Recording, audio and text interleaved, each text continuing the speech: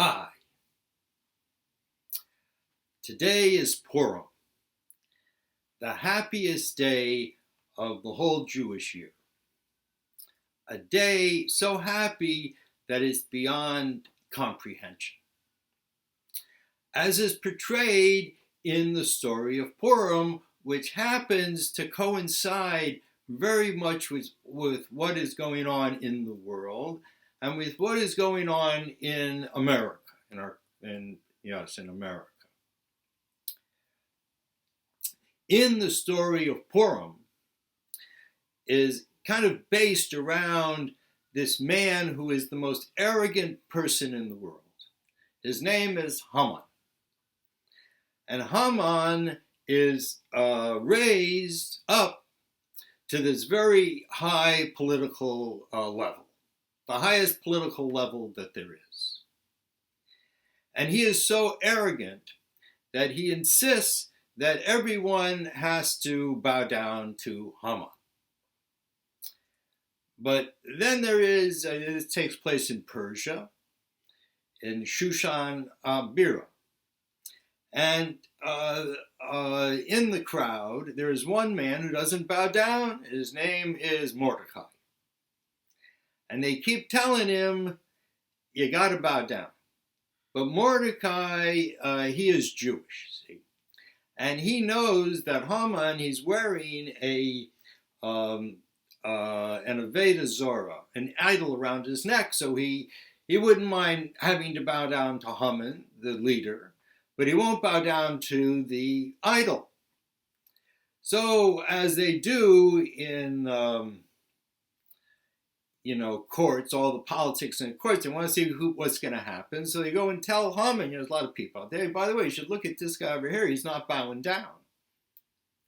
Sure enough, Haman looks and he sees, indeed, Mordecai isn't bowing down. He says, who is this dude? And they tell him, that's Mordecai the Jew, the Yehudi, Mordecai Yehudi. He won't bow down to you. So Haman, he goes and he has them make a lottery before him, and he picks one day, which is yesterday, actually, the day that he has decreed that all the Jewish people will be killed. Yehudim. That's where Jewish comes from, the word Yehudim. And Yehudim is a particular really type of Jewish person. Because really, we are from the 12 tribes of Yaakov, Yisrael. We are B'nai Yisrael, the children of Yisrael. The Yehudim comes from the word hodu, which means to admit. We are the ones who admit. And which is interesting because Islam means to admit. Their admit, we're submit. No, their submit, we're admit. And we're both, we're like the Semitic people. There are like two Semitic people, the Arabs and the Jews. That's pretty cool. Anyways, so he devises this plan. He goes to the king, and he pays the king a lot of money. And the king says, do with them what you want. So he goes and he writes a decree that on a particular day, which was yesterday, the 13th day of Adar, that all the people who hate the Jews can go out and kill them and no one's going to stop them. So, and what happens, there's a whole another part of the story, which has to do with Mordecai and his daughter, call her daughter, who gets, where the book starts is that, the king's having a big feast, and he wants his queen to come to him naked. But she won't do it, so he kills her, and then afterwards he gets very sad, and he said, why don't you look for another one? So every night he tries one of these beautiful women who have been a year, having been like perfumed for a year. And Esther is one of them, and Mordecai has particularly sent Esther there, and the king falls in love with her. She's the queen. And since she's the queen, Mordecai has like a certain inn. At one point he hears about two of the guards who are planning to assassinate the king, and he tells the queen. tells Esther. Esther tells the king. They look into it. They find it's true. They hang the two guys and they write it into the book of of Chronicles, the Chronicles of the king's time. So, and now Haman has made this decree, and the whole Jewish world is just frantic. And at the last minute, there is a miracle that happens. The miracle of Purim. And the miracle is that the king can't sleep. And as a result, he says, bring me my books, the books of my time. Read to me what a good king I've been. And they read to him, they get to the part about Mordecai, and he asks, did we ever do anything good for Mordecai for doing this? And they said no. So he asked, who is in the courtyard? Who is there? Is Haman? He's there because he's decided that he can't wait for next year. He wants to kill Mordecai today. And he's just there waiting to get the king's approval.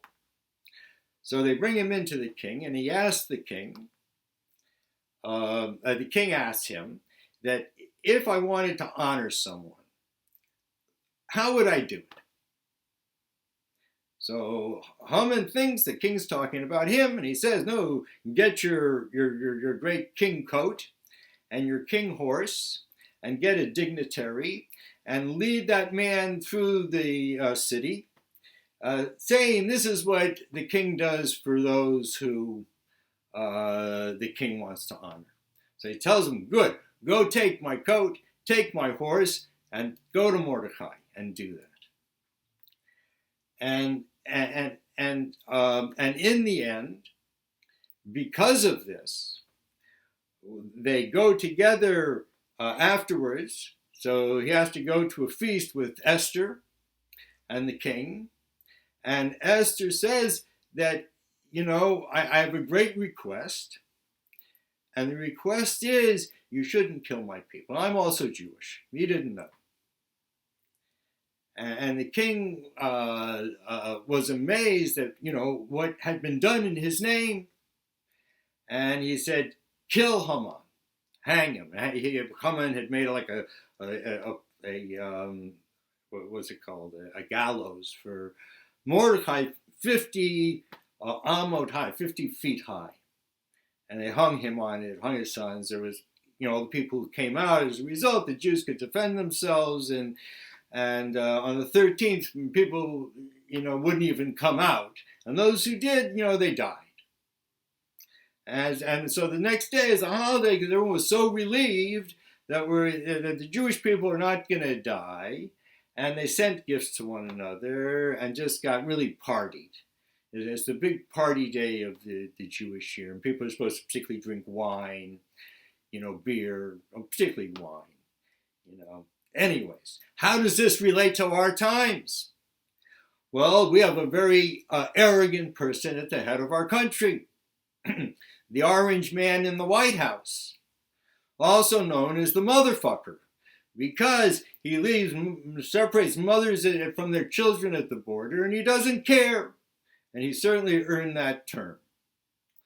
And the interesting thing is, no matter what we did as a nation, through politics, through the courts, nobody could overcome his momentum. And many people in America are very afraid that we could lose our democracy. Another 4 years of this and we could be done with. And then all of a sudden there was a miracle. And the miracle is the coronavirus. Why? First of all, we should recognize and admit. See, admitting is not just for the Jewish people. We can all be Yehudim. We can all admit that our earth is actually alive. That's why it makes life everywhere.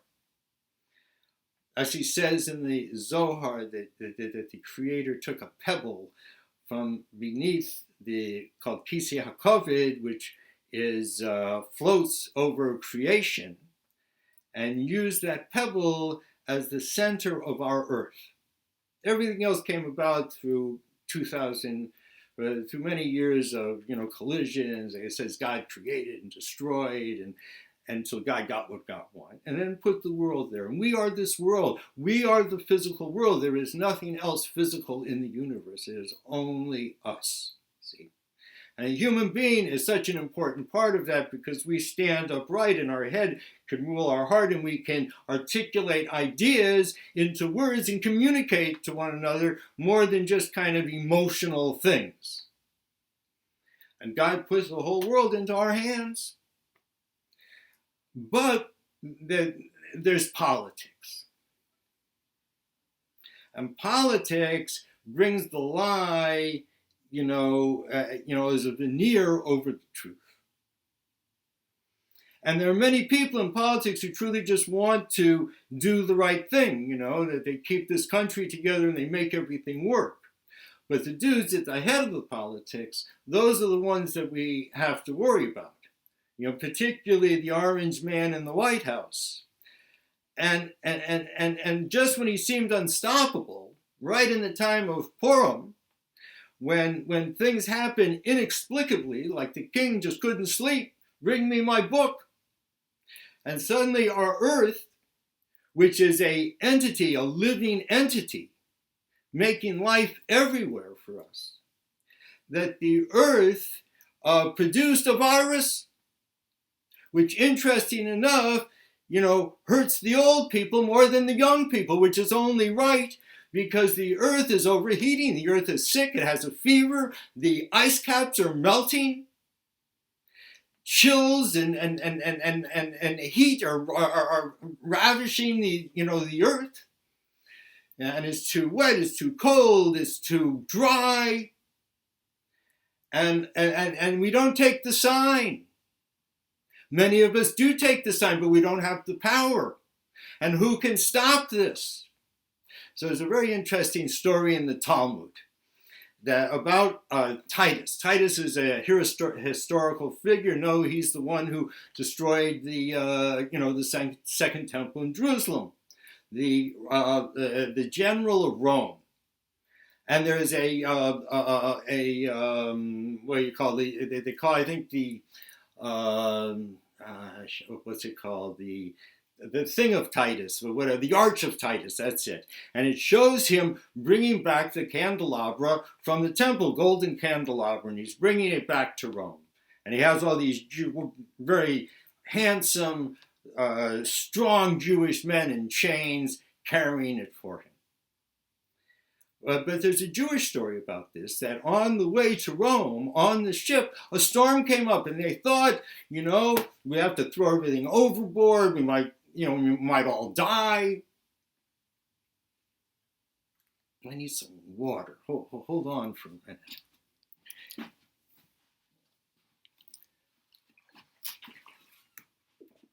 Thank you. Yes, we all might, and they're afraid they all might die. So Titus, he knew some history, some Torah, and he knew that the Jewish people, when they were leaving Egypt, and Pharaoh tried to chase them and stop them, that the God of the Jewish people drowned them all in the sea. So he made the assumption that the Jewish God, he was a sea god, powerful at sea. So Titus said to God, if you are really strong, meet me on the land, we'll fight there. So God laughed, and the storm settled down, and Titus understood that his challenge had been taken by God. And when he got onto the ground, this little fly, probably smaller than a fly, maybe it was a virus. It went up into his nose, settled in his brain, and ate there for 7 years before he died. And it's true, you don't hear anything about Titus after he comes back with the candelabra. He's toast. And similarly here, that in order, because what what has caused this, all this destruction and this, the climate change and everything, obviously has been the industrialization of man, along with technology which can just overheat everything. And it's overheating, and the ice poles are melting, and there's chaos everywhere. And what are we, what are we going to do? God puts in the virus. And what does the virus do? First, it hurts the old people, which they're the ones who, have caused this. What they call them, the boomers. I'm not a boomer, thank God, but the baby boomers, they're the greediest generation ever. They just ate up everything, and they made this pollution, and they made this this heat, and this addiction. They've allowed themselves and their children to get addicted to all this crap, which is like just heated up the planet. And in order to stop it, so God has just given us a little virus that gives everyone a fever. So we can all take a little heat out of the earth and have a little time to think about it. It's sort of like if you take like a guy on heroin, and you take him off for 14 days. You got to go in quarantine 14 days. After the 14 days, he's going to think twice about going back on heroin. Some people go back. But a lot of people say, man, I went through a lot of suffering to get over this crap, and do I really want to go back to it? And maybe we have to start thinking not in terms of the Big Bang, where life just happens sporadically and just dies sporadically, but rather that this world is truly, God made this world for us. And we see it in our children, and we see it in everything around us, how amazing this planet is, how amazing life is, and how there are metaphors for things everywhere, and there's wise people throughout the world. And the truth can be seen in many eyes. Unfortunately, so can falseness. Not everything is true. And we have to discern what is true and what is false. And the real thing is, what are the ramifications of our actions? And certainly of trying to build the stock market back up so we can go, and make more pollution. I mean, as soon as it started in China, so all the pollution stopped. So the obvious reaction to this should be to stop consuming so much. Stop making so much new stuff. We don't need any more new stuff. Stop going into outer space. We don't need outer space. To a certain degree. I mean, satellites, there are many things that are very useful to the human beings, but that which is not useful to the human beings shouldn't have the same level playground as the things that are. I mean, I'm not into censoring things. I think everything should be available to people.